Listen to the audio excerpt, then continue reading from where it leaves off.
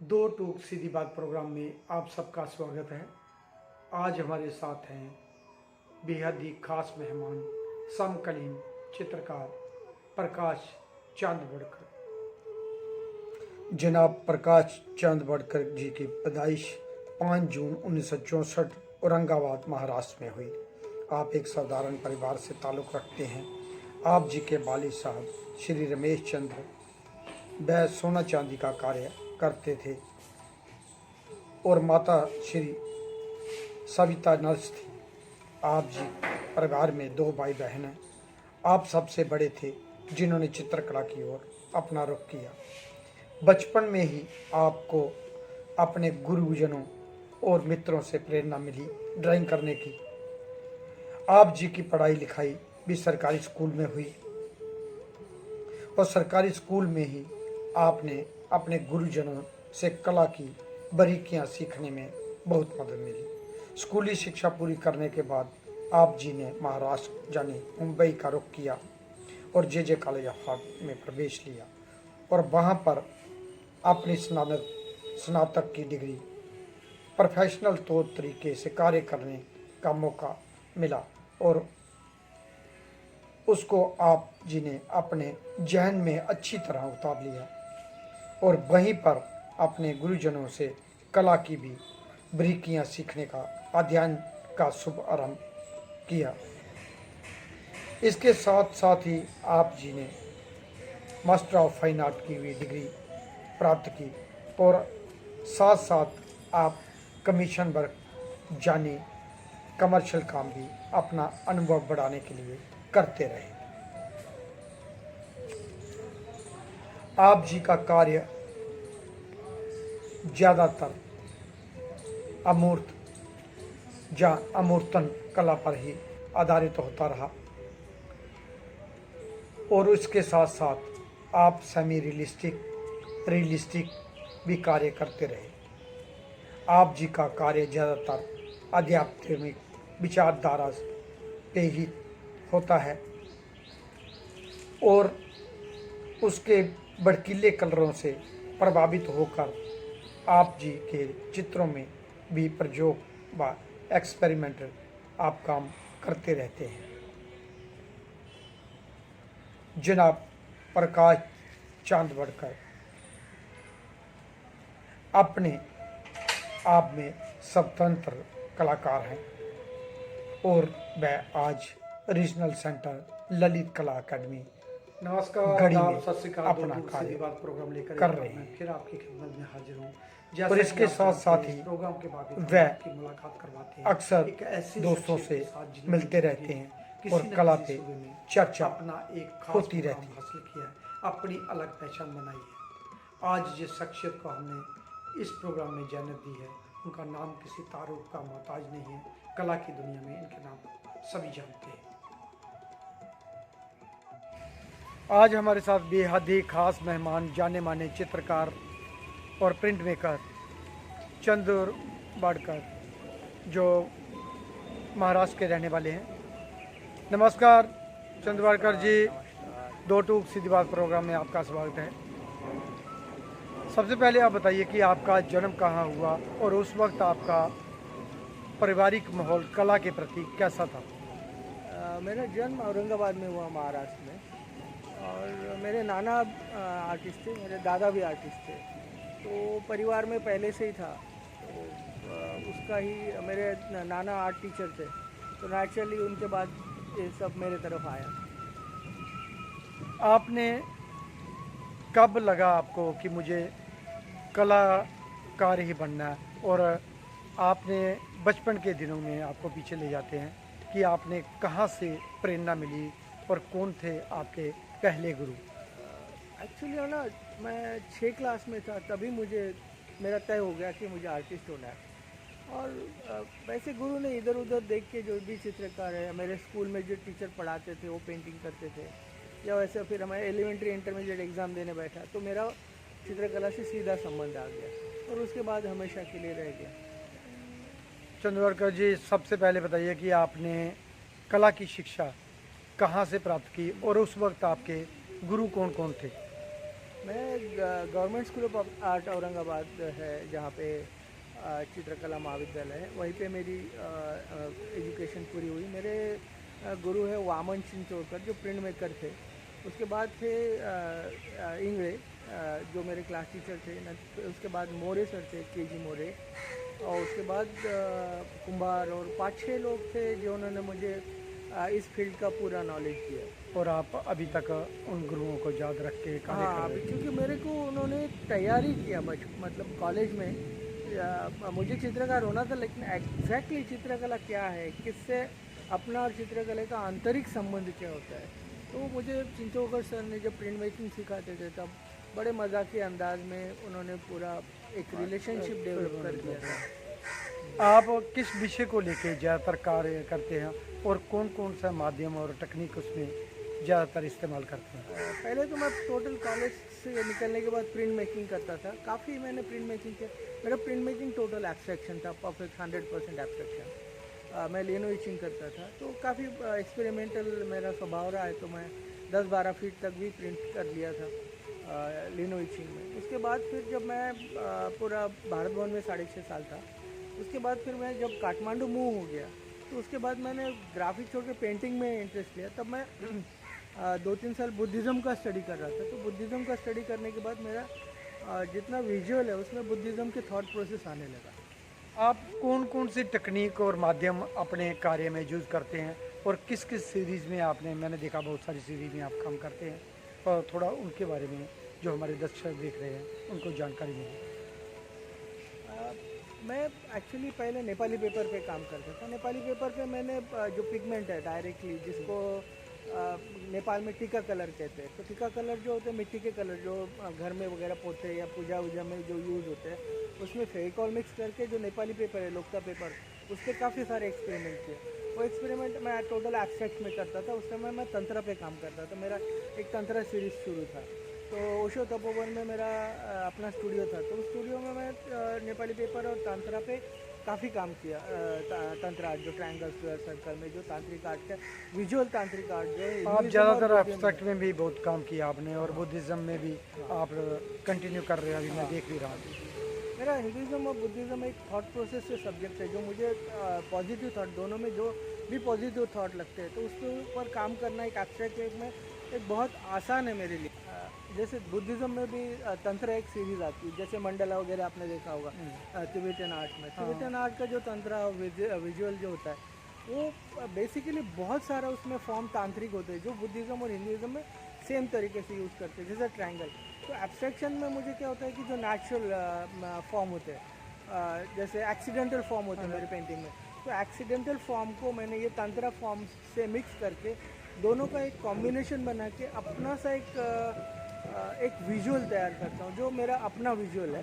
और total abstract base होता है, लेकिन उसमें से आप मैंने देखा feel भी आपका कर मेरे सकते हैं। आपने स्टूडियो में भी काम किया और आपके स्टूडियो में भी जाता रहता हूँ और काफ़ी देर से मैं देख भी रहा हूँ। आप सीरीज़ बाय सीरीज़ काम करते हैं और बहुत सारी सीरीज़ में काम करते हैं एक साथ। तो क्या आप अलग अलग सीरीज़ में करके इसमें जैसे ऑयल कलर, वाटर कलर या एक्रेलिक कलर, क्या सब में खेलते हैं आप? हाँ, मेरा एक होता है कि एक एक टाइम पे एक एक सीरीज, जैसे एक मीडियम में और जैसे एक पेपर पे एक सीरीज़ कर ले के बाद फिर मैं दूसरे सीरीज पर अपने आप ही उसी सीरीज़ से मूव होता हूँ।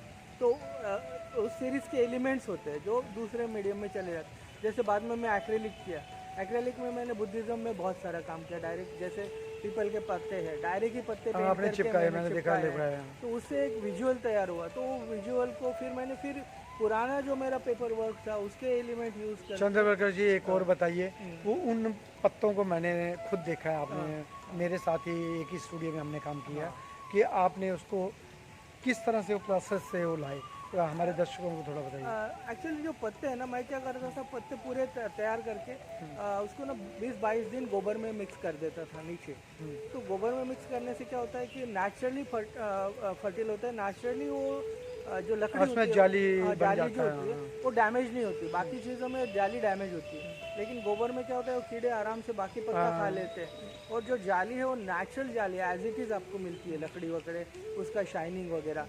तो तो उसके ऊपर कलर चढ़ाना बहुत आसान होता है। तो 20-22 दिन क्योंकि में आपने उसको- मैंने वो पूरे ही हाँ, प्रोसेस देखा, मेरे हाँ, सामने पूरा आपने प्रोसेस, किया हाँ, हाँ, और कैसे कैसे था। मैं चाहता था कि हमारे जो दर्शक हैं हाँ, हाँ। वो भी इसके बारे में जाने और हाँ, देखें।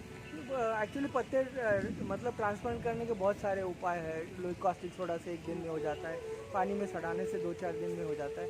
लेकिन जैसे गोबर में रखने से क्या होता है कि उसका जो शाइनिंग है वो लकड़ी का, अंदर के जो रेशे है वो वैसे के वैसे रह हाँ, जाता पूरी है, की तरह क्लियर दिखाई क्लीन दे क्लियर दिखाते हैं। और वो फिर उसका लॉन्ग लाइफ होता है क्योंकि वो डैमेज नहीं होता है।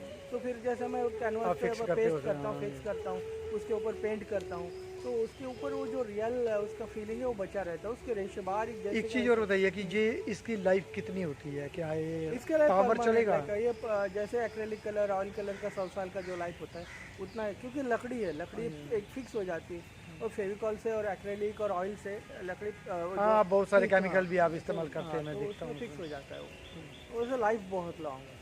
और उसे अब बाद में रोल करने से भी कोई फ़र्क नहीं पड़ता है, क्रैक नहीं होता है, क्योंकि वो कैनवास का हिस्सा हो जाता है कुछ प्रोसेस के बाद। दोस्तों, कला चर्चा आगे बढ़ाने से पहले आइए एक नज़र डालते हैं चंद्रबारकर जी के कार्य में इस तरफ। जनाब चांद बड़कर जी का कार्य ज़्यादातर अमूर्त या अमूर्तन कला पर ही आधारित होता है, यानी अब्स्ट्रैक्ट ज़्यादातर कार्य करते हैं। इसके साथ साथ वे सेमी रियलिस्टिक, रियलिस्टिक और मिक्स मीडिया का कार्य भी करते हैं।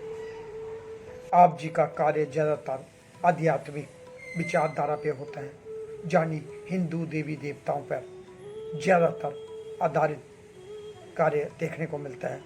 और इसके साथ साथ ही उनके कार्य में बहुत ही बड़ा रोल होता है रंगों का। वह चमकीले, भड़कीले और अलग अलग कलरों में एक्सपेरिमेंट करते रहते हैं। भी ज़्यादातर समय नेपाल में रहे और वहाँ की ही संस्कृति और कल्चर का हिस्सा बने रहे, और इनके काम में भी उसकी झलक देखने को मिलती है। वे जो बुद्धा बनाते हैं वे नेपाली बुद्धा इसको कहा जा सकता है, यानी नेपाल की जो कल्चर और संस्कृति है वहीं पे वे रहकर उसकी संगत में इनका असर हुआ। आप जी के चित्रों में भी प्रयोग एक्सपेरिमेंट देखने को मिलता रहता है। आप जी अपने चित्रों में ब्लैक एंड वाइट, कलर और अन्य मिक्स मीडिया का अक्सर प्रयोग करते रहते हैं। अपने चित्रों में काले व चमकीले रंगों का भी प्रयोग करते रहते हैं, जिससे चित्रों में और भी निखार आता है।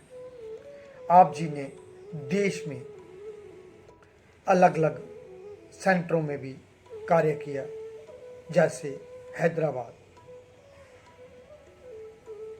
भोपाल,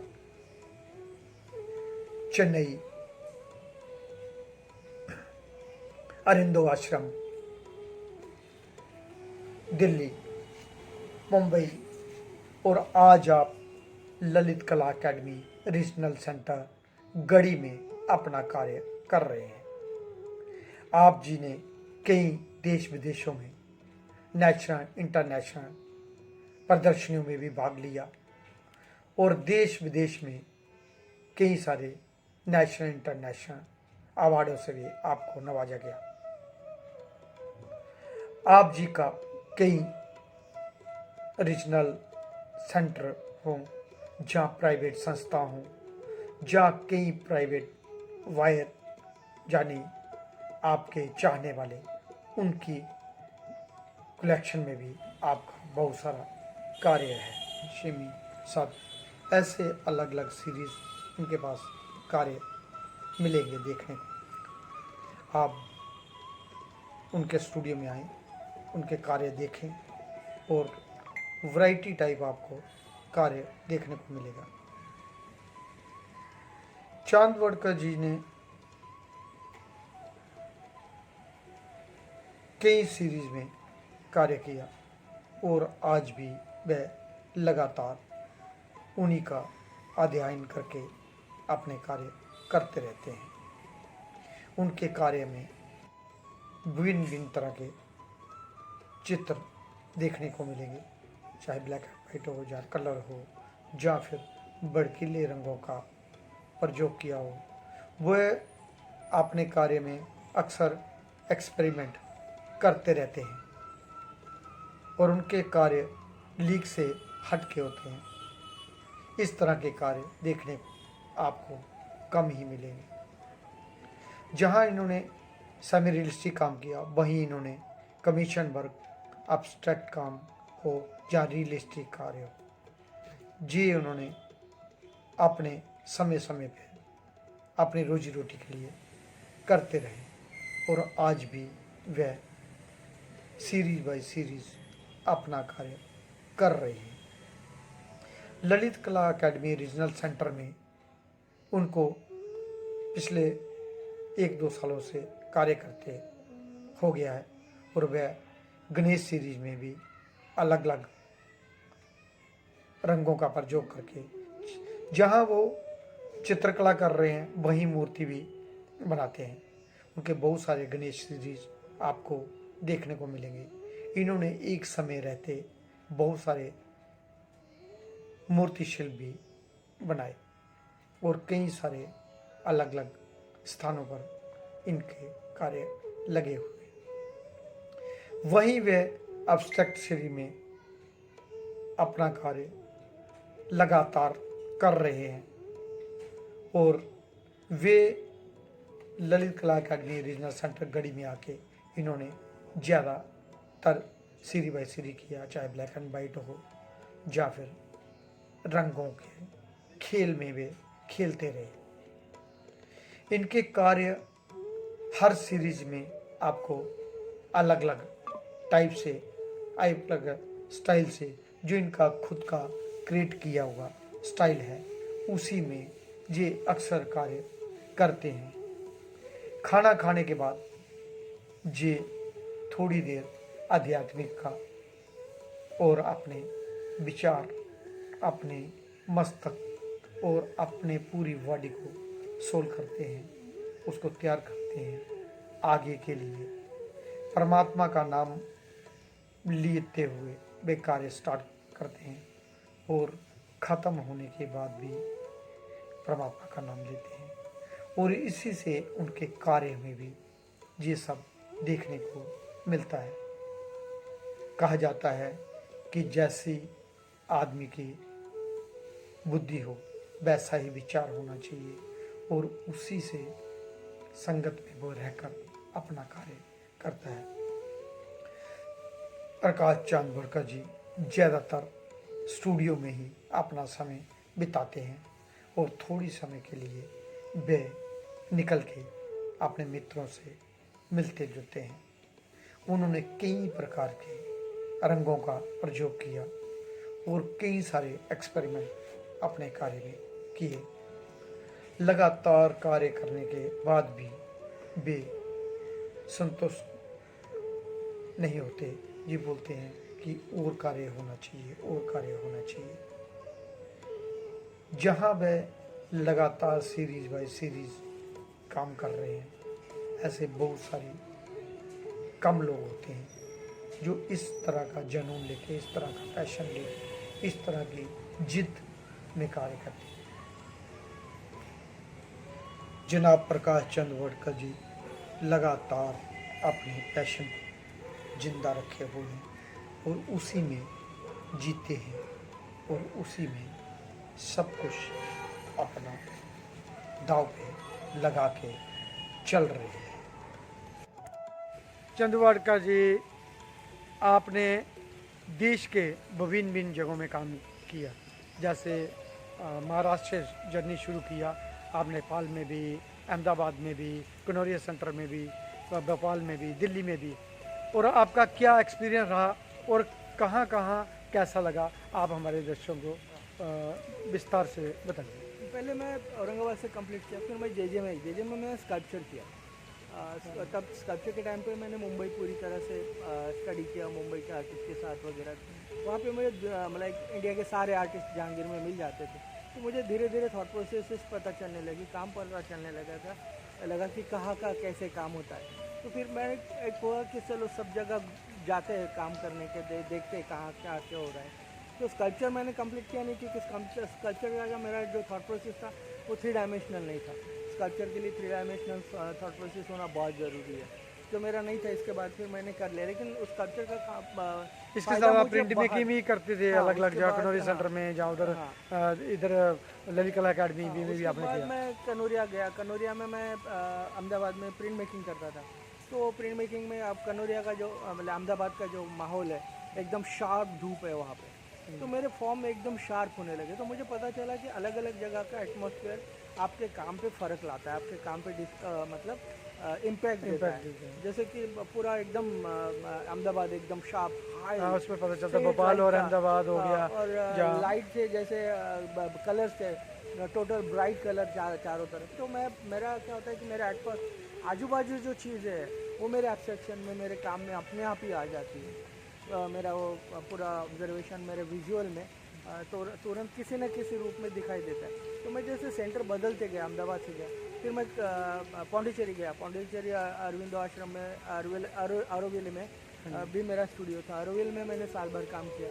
तो वहाँ की लाल मिट्टी और फिर वो मदर और समुद्र का किनारा और फिर मदर और अरविंदो के थॉट प्रोसेस, तो जैसे उनका किताबें सुजाता वगैरह, उस पर मैंने काफ़ी काम किया। मतलब वो जो थॉट प्रोसेस है डिफरेंट अलग अलग जगह का एक्सपीरियंस रहा, और वही जो समझने का मौका मिला। मेरा जर्नी का बेस स्पिरिचुअल बेस था। तो मैं कहीं ना कहीं स्पिरिचुअलिटी, एक पॉजिटिव थॉट प्रोसेस ढूंढ रहा था। जहाँ थोड़ी निगेटिविटी होती है वहाँ से मैं निकल जाता हूँ, जहाँ मुझे पॉजिटिविटी मिलती है वहाँ जहाँ पे थॉट प्रोसेस अच्छा होता है। जगह बदलते रहते हैं, काम भी बदलता रहता है, और उसके हिसाब से आपका एक्सपीरियंस भी। और नेचर का मुझे कोई धूप है तो मुझे कोई फर्क नहीं पड़ता है, बारिश है तो मुझे फर्क नहीं पड़ता है। जैसे अभी बारिश में ही पूरा बारिश में खड़े हो इतना बढ़िया और इतना मस्त माहौल है गढ़ी में, आप बिलीव नहीं करोगे कि लाइक सुकून मिलता है कि चलो। और पूरा मतलब काम करते समय जब आपका एटमॉस्फेयर आपके साथ होता है तो और एक काइंड ऑफ वो इंस्पिरेशन भी आपके लिए बहुत काम करता है। लाइक नहीं, आपने सब जगह काम किया। अभी आप पिछले कई सालों से आप ललित कला अकेडमी रीजनल सेंटर गढ़ी में काम कर रहे हैं। तो आपको कैसा लगा, जहाँ के लोग कैसे लगे, माहौल कैसा लगा, और जहाँ के ऑफिस का वातावरण आपके साथ बिहेव कैसा रहा? एक्चुअली मेरे साथ तो बिहेव अच्छा ही रहा, मुझे तो ज़्यादा कुछ प्रॉब्लम नहीं हुआ। बेसिकली मेरा पूरा ध्यान काम में ही रहता है। तो मैं तेरे स्टूडियो में भी था तो काम ही करता था, मुझे ज़्यादा इधर उधर करने की ज़्यादा आदत भी नहीं, ज़रूरत भी नहीं लगती है। तो लोग मेरे स्टूडियो में आपने वो करके दिखाया जो मैं पिछले 20-25 साल से नहीं देख पाया। आपने एक महीने में 40-45 काम किए, और आपने बहुत जी और जान लगा के दिन रात काम करते थे। मैं कभी आता था कभी नहीं आता था, काम तो मैं करता था, लेकिन आपने एक स्कल्पटर के साथ पेंटर जो तालमेल था, आपको कभी भी डिस्टर्ब नहीं लगा। मैं ग्राइंडर चलाता था, आप बोलते थे मुझे अच्छा लगता है, तुम अपना काम करो, बंद मत करो, तुम भी करो। तो मैंने भी काफ़ी काम किया। तो एक्चुअली क्या होता है जब साथी, जैसे कॉमन स्टूडियो का ये बहुत मज़ा होता है। आप अगर अपने साथी के साथ अगर मतलब ट्यूनिंग कर लेते हो, जैसे अभी ग्राइंडर है चलते रहता है आवाज़, तो उसमें जो ट्यूनिंग है, क्योंकि आखिर वो स्टोन ही तोड़ रहा है, तो स्टोन का जो नाद है, वो नाद के साथ भी अगर आप सम्मिलित हो जाते हो तो आपको डिस्टर्ब होना बंद होता है। जैसे ट्रेन में आपको 5 मिनट में डिस्टर्ब होना बंद हो जाता है, उस रिदम के साथ आप जुड़ जाते हो। तो इस स्कल्पचर, और जैसे तेरे साथ है, तेरे स्टूडियो में मुझे तेरे सब्जेक्ट भी मुझे बहुत अच्छे लगते थे, बुद्धिज्म वगैरह। तो बुद्धा का ही कर रहा हूँ। तो फिर मैं तुमसे सीखता भी था कि चल यार पत्थर कैसे काटते दोनों हैं, सीखते हैं। हाँ। तो एक मैं तुमसे सीखता था, तुम मेरे तो से। जो देवान घेवान होती है वो बहुत ही इंपॉर्टेंट होती है आर्टिस्ट के लाइफ में। एक टाइम पे मैं भी स्कल्पटर था, तो एक रिलेशन भी अपने आप ही जुड़ जाता है। तो और फिर मुझे काम करने का बहुत मज़ा आता है। लाइक वैसे गढ़ी में मैं 88 में आया था, 3 महीने मैं रहा था तब देवराज का स्टूडियो में प्रिंट मेकिंग में। तो मैं प्रिंट मेकिंग 3 महीने किया था, तब भी मुझे माहौल अच्छा लगा। लेकिन पता नहीं, मैं दिल्ली बाद में किसी कारणवश छोड़ के मैं फिर भारत भवन चला गया, भारत भवन में काम करने। इस बार आया, इस बार भी मैं कुछ दोस्तों ने मुझे बोला चल आता है, तो उनके थ्रू आया मैं। अच्छा लगा मुझे माहौल, यहाँ पे उन लोगों ने मदद भी किया, इससे भी देवी से इंट्रोड्यूस कर दिया। देवी से इंट्रोड्यूस करने के बाद फिर धीरे धीरे सबने भी बहुत सारी मदद किया, बट लाइक काम में सपोर्ट किया, जो भी है। जिन दोस्तों के सहारे आप आए थे उन्होंने आपको बहुत हेल्प किया और काफ़ी एक हमसे रास्ता भी दिखाया मिलाया। था। हाँ, एक रास्ता दिखाया कि अपने दिल्ली में कैसे रहना है, गढ़ी में कैसे काम करना है। तो सब लोग एक दूसरे के सपोर्ट से यहाँ पे काम करते रहते हैं, और हर काम का माहौल बहुत अच्छा है, हर कोई अपने स्टूडियो में लगा रहता है। तो उसमें क्या होता है कि चलो किसी को डिस्टर्ब नहीं, सब अपना अपना काम कर रहे हैं। अच्छा लगता है। बस कैंटीन में जब खाना होता है तब सब दिखाई देते हैं, और मतलब मिलजुल के सारे लोग काम करते हैं, तो अच्छा लगता है कि एक्चुअली चलो, ओवरऑल आपको ये हाँ, माहौल तो माहौल शूट अच्छा कर लगा, गया शूट और कर काम गया कर कि गया। मुझे डिस्टर्ब भी नहीं हुआ। हाँ। और बेसिकली और अभी कोई भी भी आप स्टूडियो लगातार में, काम कर रहे हाँ, हैं। लगातार स्टूडियो में आके कोई डिस्टर्ब भी नहीं करता। मतलब यहाँ एक काम करने का माहौल बहुत है। सवेरे आओ, शाम तक आराम से काम करो। स्टाफ का भी कोई प्रॉब्लम नहीं, स्टाफ भी सपोर्टिंग है। और यार लाइक एक काम artist करने को वालों के लिए कोई दिक्कत बेस्ट नहीं है, है काम यहाँ। करने वाले को सपोर्ट सिस्टम परफेक्ट है यहाँ पे। ठीक चलते काम। बेसिकली आर्टिस्ट का क्या होता है पर कि अभी हमारे नए चेयरमैन हाँ, वी नागदास जी आए हाँ, हैं, हाँ, तो उन्होंने भी काफ़ी हाँ, आपको तो मदद आप किया और अभी बहुत, भी कर रहे हैं और काफ़ी सारी वो आर्ट की एक्टिविटियाँ भी करवा रहे हैं। लाइक नागदास है, चल तू काम कर, मैं हूँ यहाँ पे। तो एक सपोर्ट सिस्टम एक तैयार हो जाता है। नागदास को तो मैं भारत भवन के था तब भी से जानता हूँ, तो नेचुरली वो भी प्रिंट मेकर है, मैं भी प्रिंट मेकर था, तो एक रिलेशनशिप पहले से है।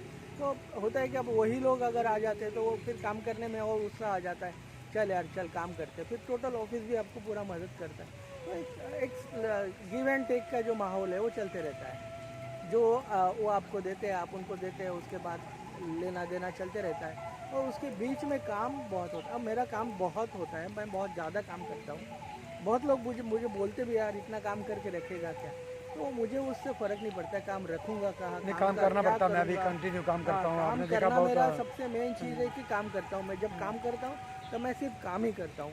तो वो मेरा लाइक लगन है, मेरा हम काम meditation के साथ process साथ है। हाँ। कला और कलाकार दोनों को हाँ। प्रमोट करते हैं, और उनकी सपोर्ट भी हाँ, करते हैं, वो क्योंकि आगे मैं तक जब पहुँचाने का हिंदुज़म कार्य। बुद्धिज़्म थॉट प्रोसेस में पॉजिटिवनेस और बहुत सारे मेडिटेशन जब सीखा, जब मैंने विपासना वगैरह किया था, तब मुझे ये ध्यान में आया कि आपका कंसंट्रेशन ही लाइक ध्यान जो होता है वो। और जब से आप कर्मों में अगर अपना ध्यान ढूंढते हैं तो आपका ध्यान का टाइम भी वेस्ट नहीं होता, किसी चीज़ का नहीं होता है, और आप उसमें लगातार एक नई दिशा की तरफ आते हैं। इसलिए मेरा हमेशा सीरीज़ चेंज होता है, हमेशा थॉट चेंज होते हैं, क्योंकि नए नए थॉट आने के लिए दिमाग शांत भी तो होना चाहिए।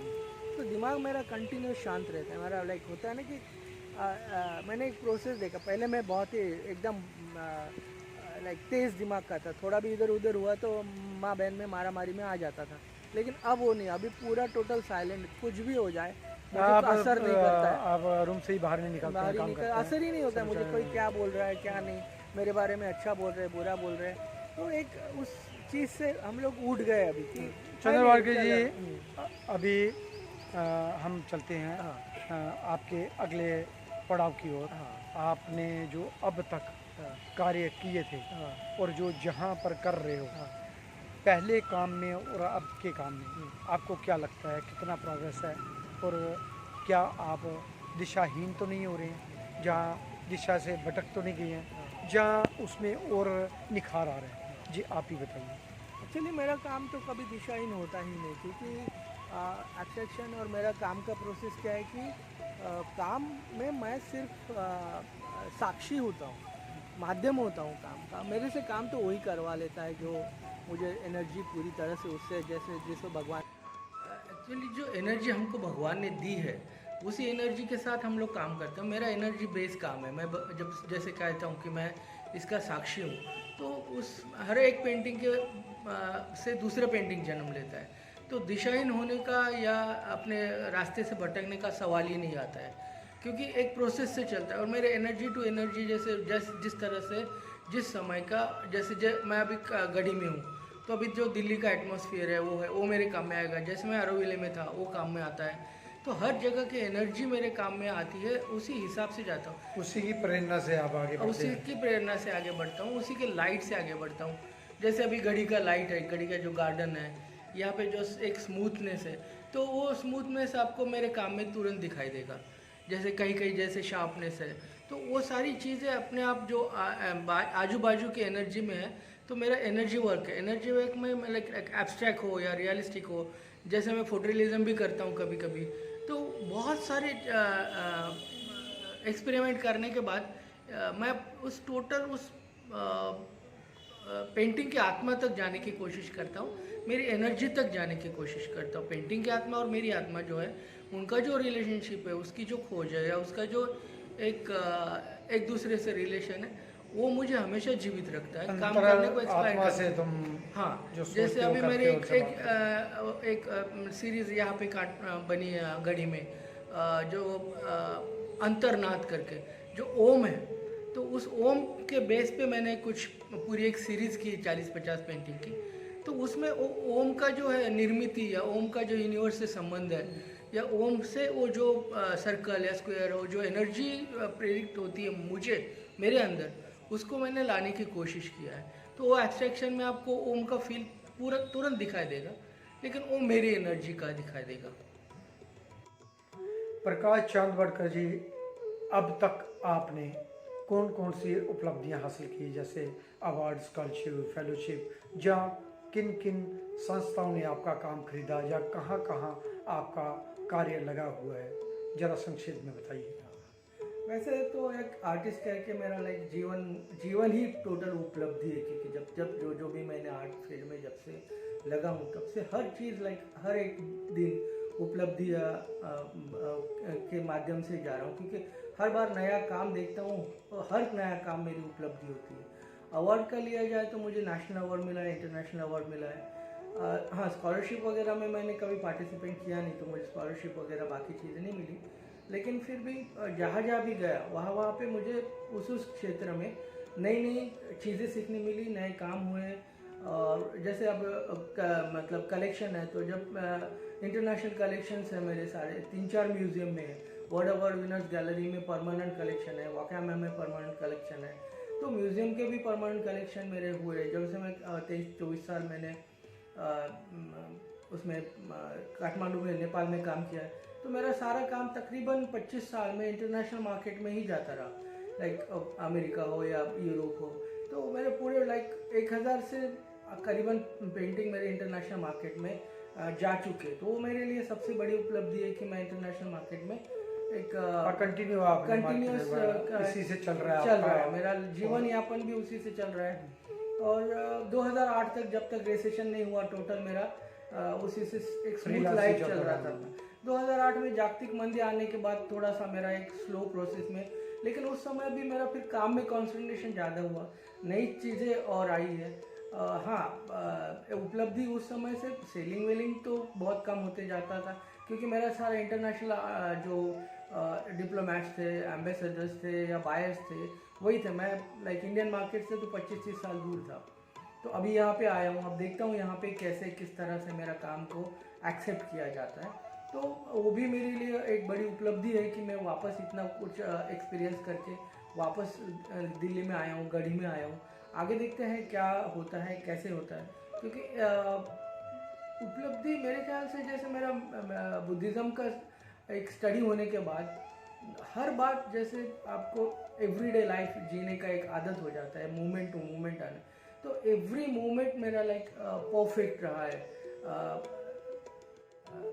जैसे काठमांडू से आया, काठमांडू एक इंटरनेशनल मार्केट में था, काठमांडू में काम कर रहा था, तो काठमांडू से मैं गढ़ी आया। गढ़ी भी एक बहुत बड़ी इंटरनेशनल जगह है काम करने की, यहाँ से पूरी दुनिया का एक्सपोजर मिलता है। यहाँ पे आप अपना काम अपनी लगन से चाहे जितना कर सकते हो, चाहे जितना आपके मतलब एनर्जी है उस एनर्जी से काम करते हो।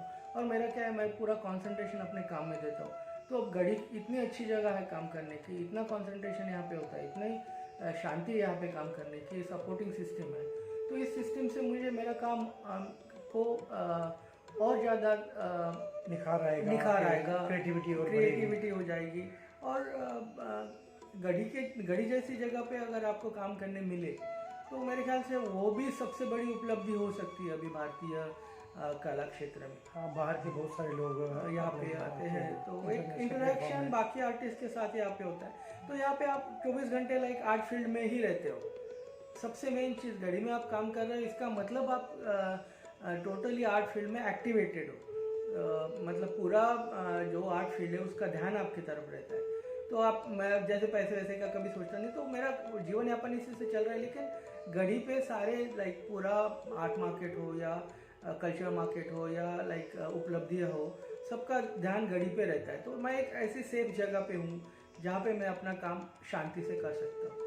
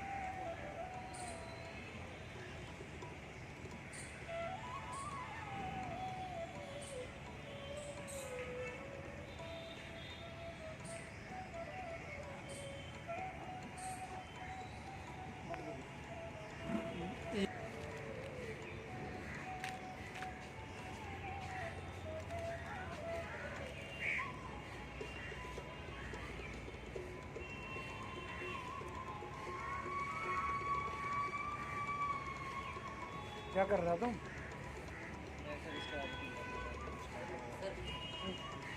संजय कौन सी सीरीज चल रही है तेरे काम में? मेरे अभी तो बुद्धा चल रहा है अक्षर के साथ।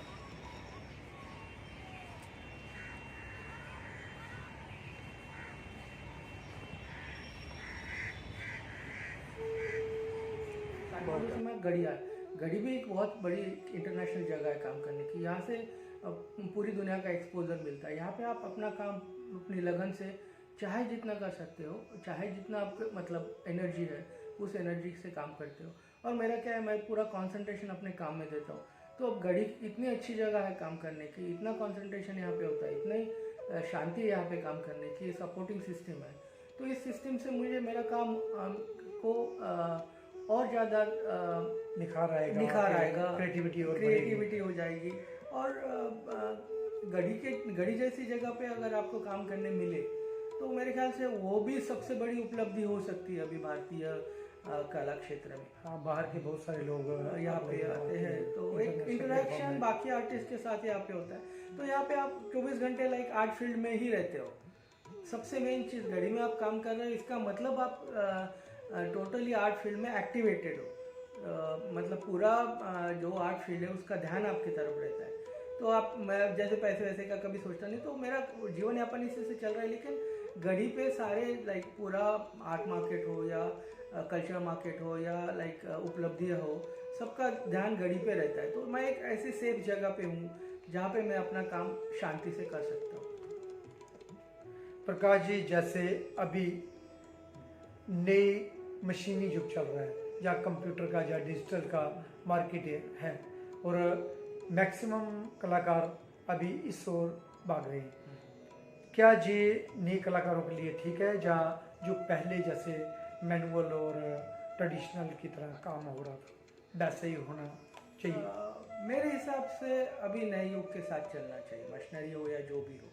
क्योंकि आर्टिस्ट जितना जो इन्वायरमेंट है, जो अपना तरीका, जैसे समकालीन चित्रकार हम अपने आप को बोलते हैं, तो समकालीन में जो भी उपलब्धियाँ हो रही है, जैसे 2D प्रिंटर से 3D प्रिंटर आया, तो 3D प्रिंटर भी हम लोग यूज़ कर सकते हैं। तो हमारे क्रिएटिव प्रोसेस से मैकेनिकल जो मशीनरी है या मैकेनिकल जो थॉट प्रोसेस है वो भी हम लोग यूज़ कर सकते हैं। और जैसे मैं जिस एज से हूँ, तो मैंने बैलगाड़ी या लोकल से एक्सपीरियंस लाइक बैलगाड़ी से लेके प्लेन तक पूरा एक्सपीरियंस मेरे पूरे लाइफ में, क्योंकि मैं उस एज में था जहाँ से पूरी सारी उपलब्धियाँ मेरे सामने आती गई। ये युग बदल देगा, और मैं इस मेरे लाइफ टाइम में ये युग इतना फास्ट बदला है कि हम उस सारे जो बदलाव के साथ हम लोगों ने आगे गया, वो सारा के सारा हमारे काम में भी आया। मेरे काम, मैंने भी प्रिंटिंग यूज़ किया है, मैं जैसे कमर्शियल आर्टिस्ट भी था, कभी स्कल्प्टर भी था, तो सारी जो चीज़ें मैकेनिकल है वो मैंने बहुत सारी यूज़ किया, फोटोग्राफी यूज़ किया। तो सारी चीज़ें नए आर्टिस्ट को अपने इन्वायरमेंट में, अपने समकालीन जो आपकी दशा दिशा है उसको यूज़ करके आगे बढ़ना चाहिए।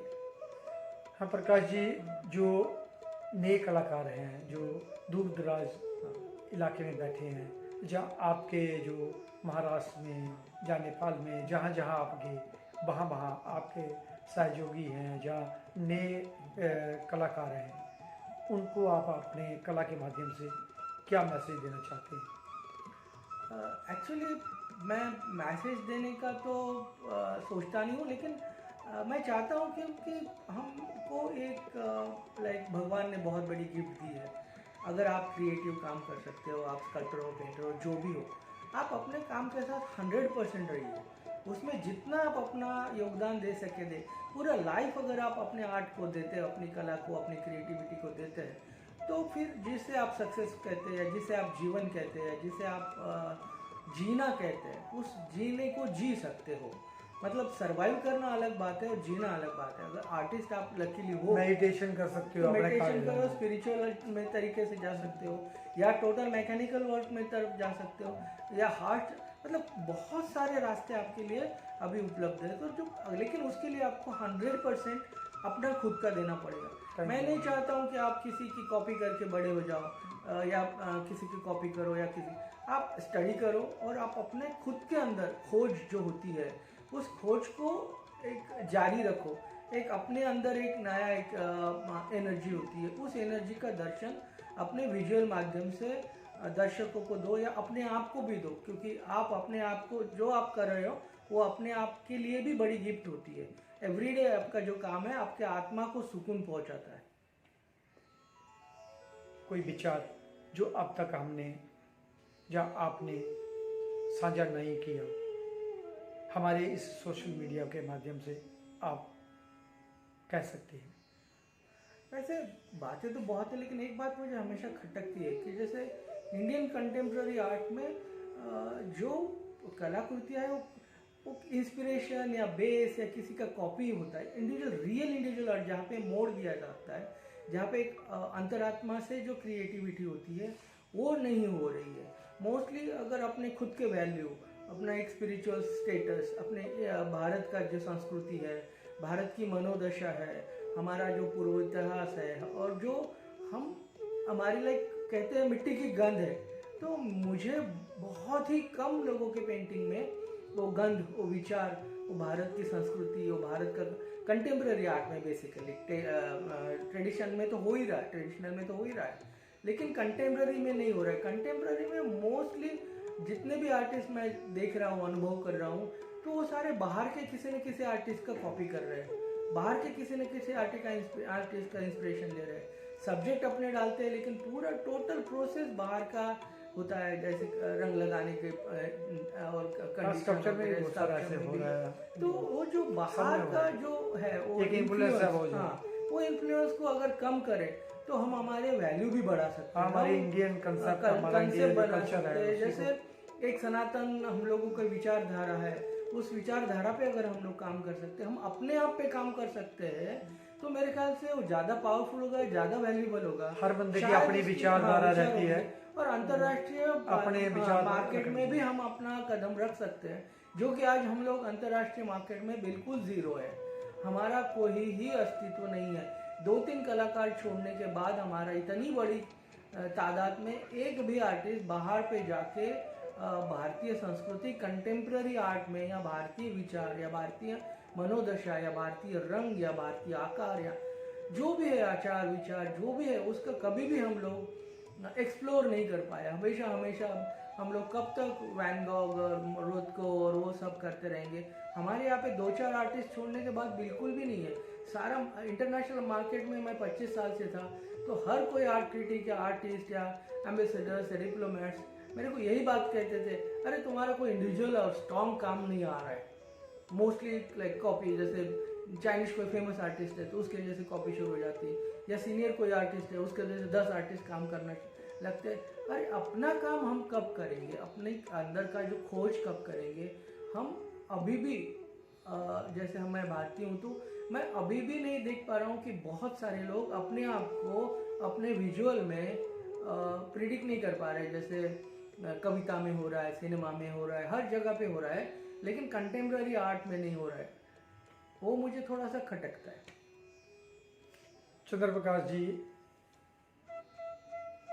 अब तक हमने आपके बारे में जाना, आपकी कला के बारे में जाना और आपने अपने विचार साझा किए। बहुत बहुत धन्यवाद। आप 2 टू सीधी बात प्रोग्राम में हमारे स्टूडियो में आए। Thank you. धन्यवाद दोस्तों। अगली बार हम फिर मिलेंगे किसी नई कड़ी के साथ, नई शख्सियत के साथ। तब तक देवीदास खत्री को दे इजाजत। जय हिंद, वंदे मातरम। दोस्तों, आप जब कभी भी दिल्ली में आए तो प्रकाश चंद्रवड़कर जी के स्टूडियो में, जो ललित कला अकेडमी रीजनल सेंटर गढ़ी में है, studio number old share studio number 5 में है, इनका कार्य आके देख सकते हैं, इनसे मिल सकते हैं। और नई जनरेशन को विशेषकर मैं बोलता हूँ कि वो आके इनसे मिलें, इनका कार्य देखें। तो इनका एक बहुत ही अपना अनुभव है, नेशनल इंटरनेशनल मार्केट से लेके अलग अलग सेंटरों का, क्योंकि बहुत सारे सेंटरों का इनके पास एक्सपीरियंस है और अलग अलग स्टेट में इन्होंने अपना कार्य किया। इन्होंने अपनी जर्नी महाराष्ट्र से शुरू की और पूरे नेपाल तक, भोपाल हो, दिल्ली हो, चाहे अहमदाबाद हो, जहाँ अन्य कई जगहों पे इन्होंने अलग अलग साउथ से लेके सब सेंटरों में इन्होंने घूमा भी और कार्य भी किया। दोस्तों, जब कभी भी दिल्ली में आए तो ललित कला अकेडमी रीजनल सेंटर गढ़ी में ज़रूर आए, जहाँ बहुत सारे कलाकार आपको एक साथ कार्य करते हैं।